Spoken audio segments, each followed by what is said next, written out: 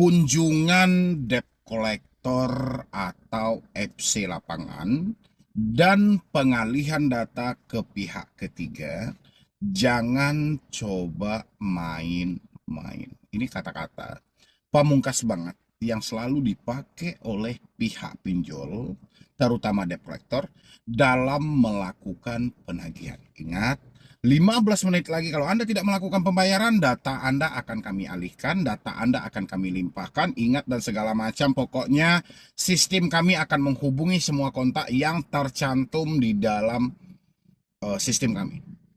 Ya, itu bahasanya. Berbeda lagi, ada juga bahasanya. Kalau Anda tidak melakukan pembayaran, sistem kami memang tidak menyadap kontak Anda. Tapi kalau Anda tidak melakukan pembayaran, sistem kami bisa melakukan hal itu. Hampir sama ya poinnya. Habis itu, tolong dibantu share lokasinya, kami mau datang ke sana. Ya, ada juga bahasa seperti itu. Ada lagi bahasa, alamat Anda masih di sini enggak? Nah, semua yang dilontarkan itu, teman-teman, itu menandakan ketidakmampuan mereka untuk datang dan berkunjung ke rumah Anda. FC yang mau datang itu tidak bersuara. Tidak ada konfirmasi, tidak menelpon sedang di mana, dan segala macam. Kenapa? Karena rumusnya akan terbalik. Kalau ini dia kasih tahu dia mau datang, yang ada si konsumennya kabur. Si konsumennya tidak ada di rumah. Makanya ketika mereka melakukan visit itu tidak pernah mengumumkan, menyampaikan mereka mau datang, mereka mau berkunjung. Apalagi sampai memoto-moto surat jalan. Sampai mengirimkan video orang dalam mobil sedang di perjalanan. Saya 8 tahun dalam mobil. Kenapa kalian tidak takut? Di dalam mobil saya pindahkan kamera dari belakang ke depan, mirip dengan debt collector itu. Habis itu saya dubbing suaranya. Alamat Anda masih sama kan? Tunggu ya. Setelah dari nasabah ini kami langsung ke rumah Anda. Padahal omong kosong. Dan parahnya, ini parahnya teman-teman. Anda ketakutan. Ya, saya mendapatkan DM per hari ini banyak banget. Anda membutuhkan jawaban dari saya, Bang, ini debt collector mau datang ke rumah, dikirimin foto lagi di perjalanan, habis itu foto lagi seolah-olah menagih di rumah nasabah, foto seolah-olah sedang tanda tangan di rumah nasabah, padahal omong kosong. Ya, sampah itu otaknya tidak dibutuhkan oleh pinjol. Yang dibutuhkan bacotnya. Mereka itu setengah manusia direkrut oleh si pinjol. Dan Anda takut. Apakah takut ini tidak wajar, Bang? Wajar sih, takut itu wajar. Cuman tidak wajar kalau terlalu berlebihan. Ya, padahal sudah berapa banyak yang menyampaikan. Ini cuma omong kosong. Ya, tidak peduli itu pinjolnya apa. Mau pinjolnya pinjol raksasa, pinjol besar. Nggak ada. Anda perhatikan FC-FC yang pernah datang ke rumah, pernah nggak dia konfirmasi? Nggak pernah dia konfirmasi, teman-teman. Tiba-tiba dia sudah ada di depan pagar. Ya, karena dia akan tahu kalau ini dikonfirmasi orang akan kabur.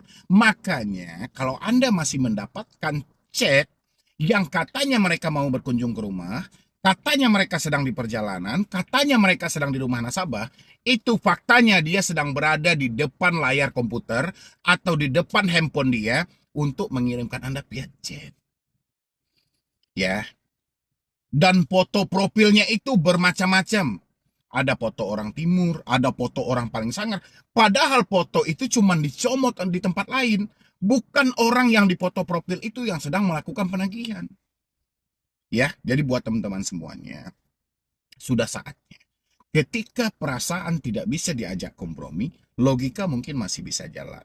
Saya paham betul Anda berada di titik di mana keadaan sudah tidak bisa diajak kompromi. Keadaan sudah tidak bisa ditoleransi lagi. Toleh kanan kiri muka belakang, memang duit nggak ada. Ya, tapi sudahilah ketakutan-ketakutan tidak jelas seperti ini. Semakin kita paksakan untuk memikirkan hal-hal yang tidak penting, kita akan lupa poin utamanya. Poin utama kita hari ini, duit tidak ada. Ya, harusnya PR kita adalah bagaimana duit yang tidak ada ini menjadi ada.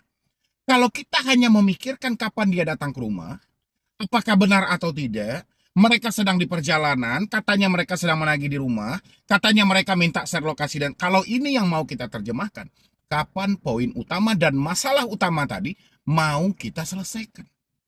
Karena hari-hari kita hanya mensibuk menerjemahkan perkataan-perkataan bodoh, perkataan template yang mana ini akan dikirim ke semua orang. Ya, coba Anda perhatikan.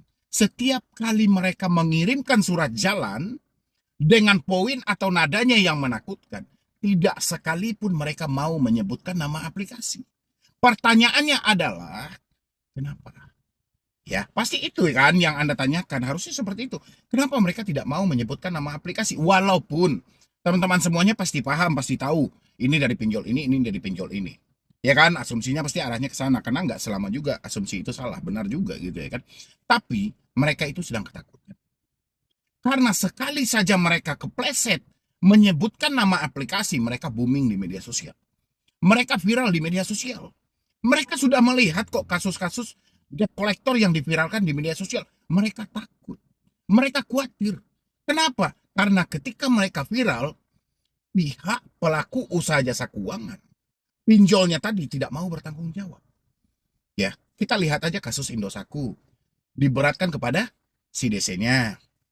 Kasus Kredipo diberatkan kepada si penagihnya. Mana ada pelapor mau pasang badan? Ya, pelapor ketika dibenturkan dengan satu masalah, pelapor selalu mengambil bahwa dia ikut patuh tunduk terhadap aturan OJK. Padahal sebelum viral, tidak satu pun aturan yang dipakai.